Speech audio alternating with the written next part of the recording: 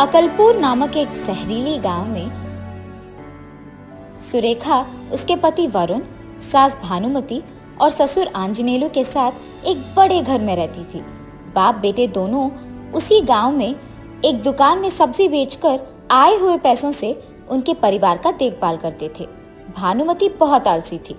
वो कम से कम उसके खुद के काम नहीं करती थी। वो अपनी बहू को बस सारे काम करते हुए देखती थी, मगर उसकी कभी कोई भी मदद नहीं करती थी।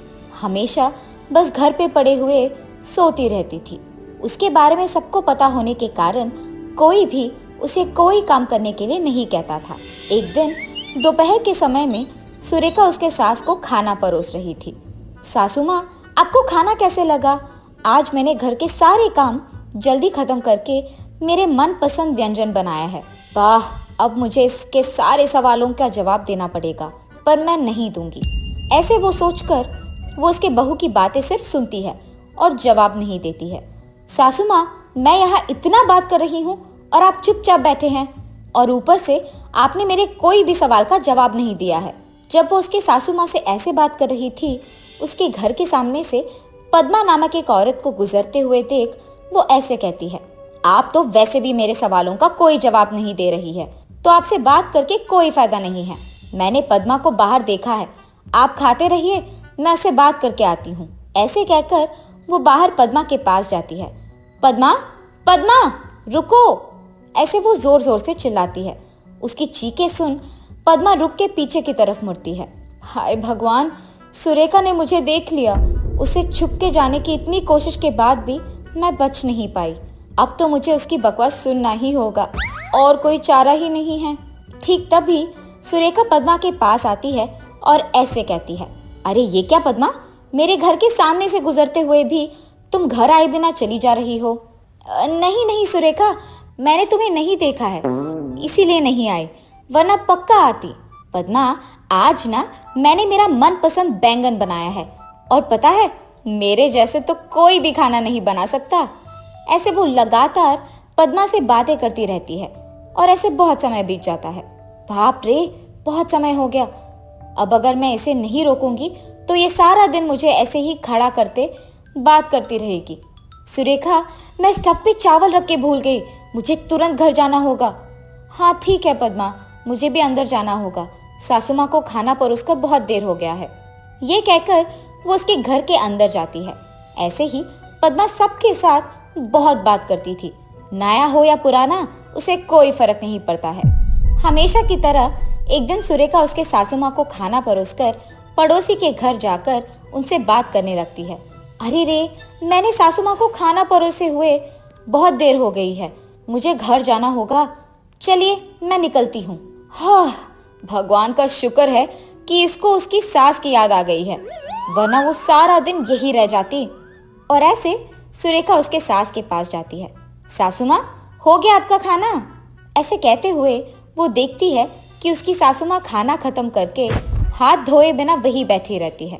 अरे सासू माँ, मैंने पानी का ग्लास भी तो यही रखा है, ऐसे बैठे रहने के बजाय आप हाथ तो धो लेते। चलो, अगर ग्लास लेने में इतनी दिक्कत थी तो कम से कम मुझे बुला तो लेते। इतनी आलसी रहना अच्छा नहीं है सासू माँ, ये लीजिए पानी। जब सुरेखा पानी का ग्लास देती है तब जाकर उसकी सास हाथ धोकर पानी पीती है। बाप रे, सासू माँ कितनी आलसी है आप, ऐसे नहीं चलेगा। उसके ऐसे कहने के बाद भी उसकी सास कुछ नहीं कहती है, और ऐसे कुछ दिन बीत जाते हैं। एक दिन सुरेखा घर के सारे काम खत्म करके बाहर खड़े होकर इधर उधर देखती रहती है। अरे ये क्या, आज तो मैंने सारे काम बहुत जल्दी खत्म कर दिया, लेकिन बात करने के लिए कोई नहीं दिख रहा। यहाँ तक कि मैं बाहर आकर भी देख रही हूँ, इस रास्ते से तो कोई नहीं गुजर रहा। इतने में उसके घर के सामने से दो औरतें गुजर रहे होते हैं। तब सुरेखा उनके पास जाती है। कौन हो तुम लोग? मैंने तो तुम्हें यहाँ कभी नहीं देखा है, कहाँ रहते हो तुम? यहाँ से कहाँ जा रहे हो? सुनिए, हम दोनों बहनें हैं, इस गांव में नए आए हैं, बगल वाली गली के एक घर में किराए पे रह रहे हैं। अच्छा ठीक है, आप कह रहे हो कि गांव में नए आए हो, तो अगर कोई चीज की जरूरत पड़े तो मेरे घर आ सकते हो। ऐसे वो उनसे बिना रुके बात करते ही रहती है, और ऐसे ही बहुत समय बीत जाता है। सुनिए, बहुत देर हो गई है, अब हम घर चलते हैं, कल पक्का तुम्हारे घर आएंगे। ये कह के वो दोनों बहनें उनके घर चले जाते हैं। अगले दिन सुरेखा उसके घर के सारे काम जल्दी खत्म करके उन दोनों बहनों का इंतजार करती है। कुछ देर बाद वो दोनों सुरेखा के घर आते हैं। सुरेखा, घर के काम हो गए क्या? किसका इंतजार कर रही हो? अरे आप ही का इंतजार कर रही हूँ। मुझे बहुत खुशी है कि तुम दोनों मेरे घर आए। बैठो बैठो, मैं ही तुम्हारे घर आने वाली थी और इतने में तुम लोग आ गए। ऐसे वो उन दोनों को बिठा के बात करते ही रहती है और ऐसे बहुत समय बीत जाता है। सुरेखा, जब से हम आए हैं तुम्हारी सास उसी कुर्सी में बैठे हुए हमें देख रही है, बस कुछ बात नहीं किया उन्होंने। मेरी सास बहुत आलसी है, उनके चारों ओर कुछ भी हो जाए वो ऐसे ही बैठी रहती है, कुछ नहीं करती है, बस यूं ही देखती है। ये कहकर वो उसके परिवार के बारे में सब कुछ उन दोनों को कह देती है। ठीक है सुरेखा, देर हो रही है, हम घर चलते हैं, कल वापस तुम्हारे घर आते हैं। और वो दोनों उनके घर चले जाते हैं। उसके बाद अगले दिन भी वो दो बहनें सुरेखा के घर जाकर उसकी बातें सुनते रहती हैं और ऐसे कुछ दिन बीत जाते हैं। हर रोज की तरह वो दोनों बहनें सुरेखा के घर जाते हैं।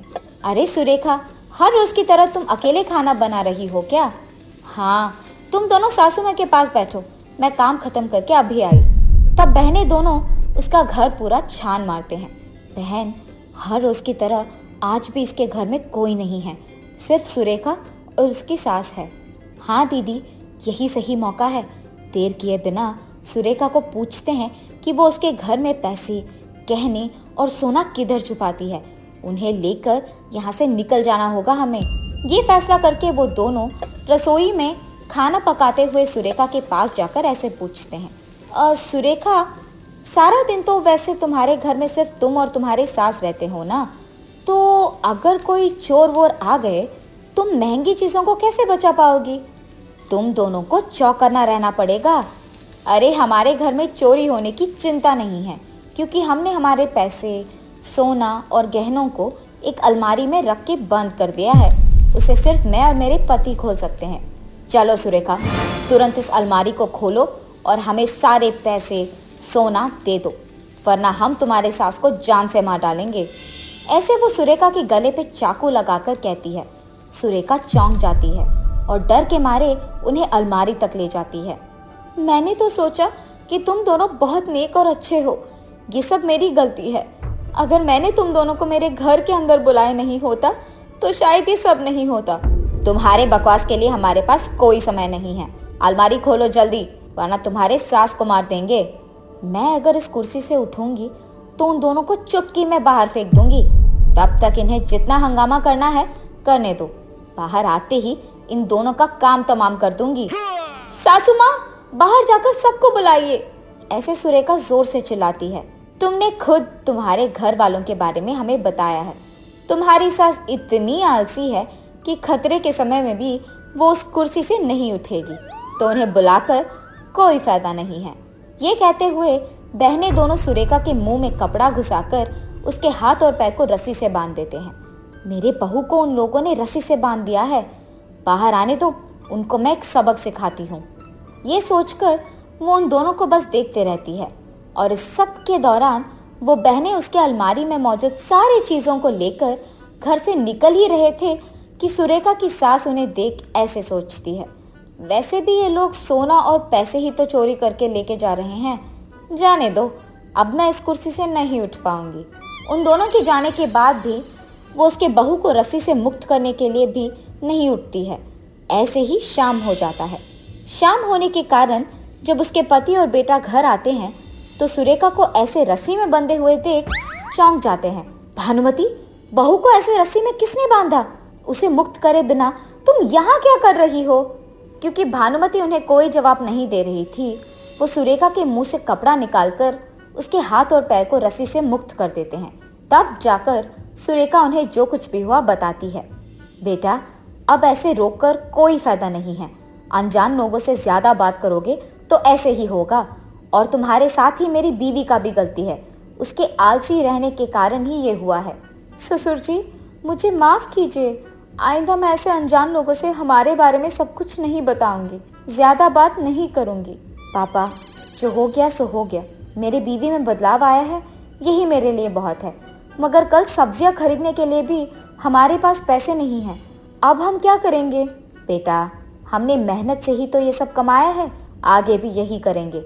फर्क सिर्फ यही है कि अब 2 के बजाय 4 लोग काम करेंगे, बहू और भानुमति भी। सुनिए, तुम तीनों काम करो, मैं नहीं कर पाऊंगी। भानुमति, तुम ये आलसी रहना छोड़ दोगी और काम करोगी। बस बहुत हो गया तुम्हारा। उसके पति के ऐसे जोर से कहने के कारण वो कुछ नहीं कह पाती है और तब से बाप बेटे उनके पत्नियों से भी दुकान में काम करवाते हैं। अगर मैं उस दिन आलसी नहीं बनती तो शायद आज मुझे काम करने की कोई ज़रूरत नहीं पड़ती। अब तो मुझे चुपचाप काम ही करना होगा। इस हालत की वजह तो मैं ही हूँ। मुझे कम से कम अब से बेवजह इतना ज़्यादा बात करना नहीं पड़ेगा। और ऐसे तब से सुरेखा ज़्यादा बात नहीं करती है और भानुमति भी आलसी नहीं रहती है। चारों काम करते हुए, पैसे कमाते हुए खुश रहते हैं।